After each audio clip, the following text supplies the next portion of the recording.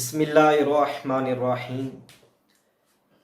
ایک اور صاحب نے سوال پوچھا کہ بیوی اگر خود کماتی ہو تو کیا اس کی تنخواہ میں اس کے خاوند یا سسرال والوں کا بھی کوئی حق ہوتا ہے؟ تو اس کا جواب یہ ہے کہ بیوی اگر نوکری کرتی ہو، اپنی محنت سے کماتی ہو، تو وہ اپنی آمدنی اور تنخواہ کی خود مالک ہے۔ شوہر یا شوہر کے علاوہ کسی اور کا اس کے مال میں کوئی حق نہیں ہے۔ ہاں، اگر بیوی اپنی خوشی سے اپنی تنخواہ کا کچھ حصہ شوہر کو دے دے یا سسرال والوں کو دے دے تو یہ بالکل جائز ہے، اس میں کوئی قباحت نہیں ہے۔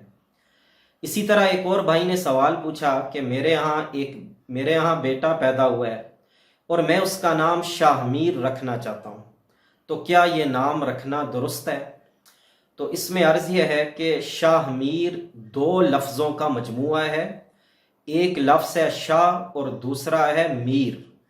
شاہ کا معنی ہوتا ہے آقا، مالک اور بادشاہ، جبکہ میر کا معنی ہے سردار، سالار اور رہنما۔